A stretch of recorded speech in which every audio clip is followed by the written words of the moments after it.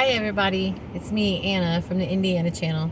Will you please hit like, subscribe, and the notification button to help me keep building my channel? And will you share my video? Ta-ching!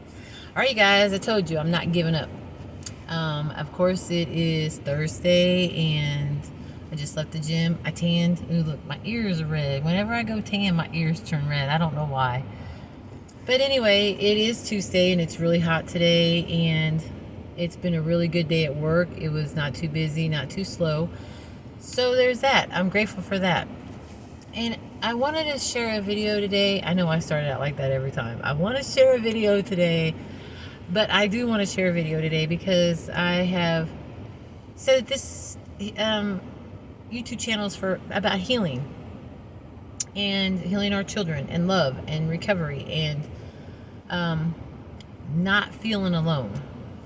But what I really want to talk about today is because I say these things, but I have never really shared too much about my healing process.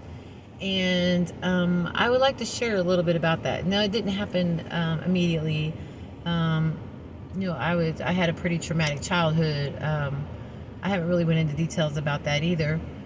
But it was pretty. I had some trauma from my childhood, and I carried a lot of my childhood teachings into my adulthood, into my own parenting, into my friendships, into my a lot of choices I made as an adult. But when I finally learned that what the process of healing was about, I didn't do it by myself. I didn't do it alone. I had a very strong woman, who I call my sponsor today, guide me in a lot of ways.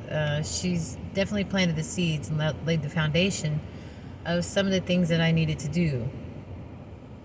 And part of healing is opening up old wounds. We have to go back to where that pain was, the damage. We have to open up that baggage, and we have to be able to let it go. We have to realize, if you're a child, you was obviously a victim as a child. It's when you get old enough to understand your own choices and decisions, and you become accountable for yourself, that you're no longer the victim, that you're living in your own trauma. But I want to share some of the things that I had to do. One, I had to become self-aware. But two, one of my favorite things is, and there's been a few, and it was never just one thing. It was several things put together, and listening to another human being, and sharing truth, and being able to open up and give a part of me that I never really give to no one else.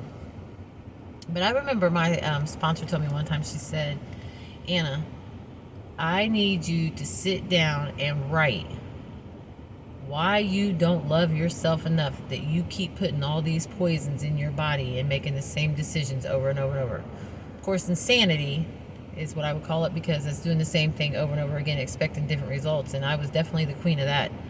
But I'll never forget, I sat down with pen and paper, and she said, you just write the date down, ask God to guide you, and just start writing. And I did, and it was, oh my God, 3 days of writing, front and back 6 pages of why I didn't love myself enough that I kept putting poisons into my body. That's how it started. But what it did is it opened up all this flow for all these internal feelings and emotions and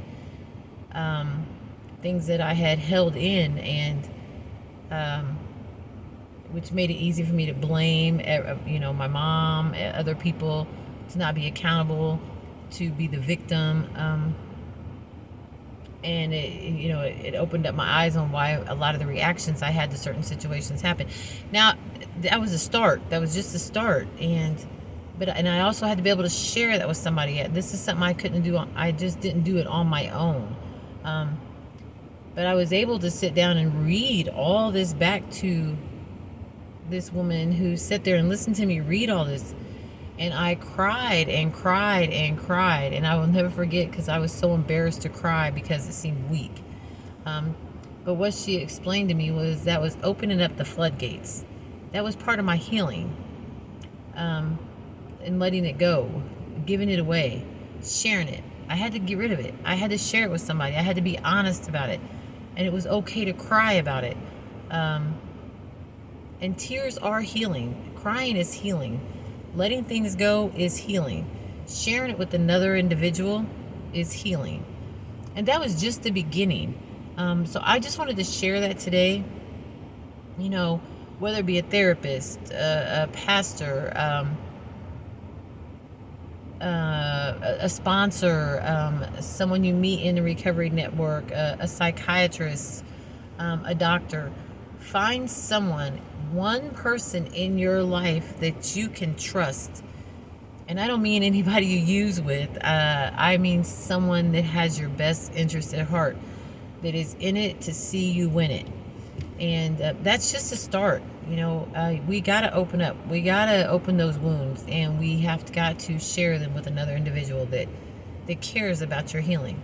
Anyway, with that being said, I love you guys. It's Thursday, and yeah, it's been a really nice day today. And I just wanted to share a part of the process that I've had to go through for some healing, because I think a lot of people don't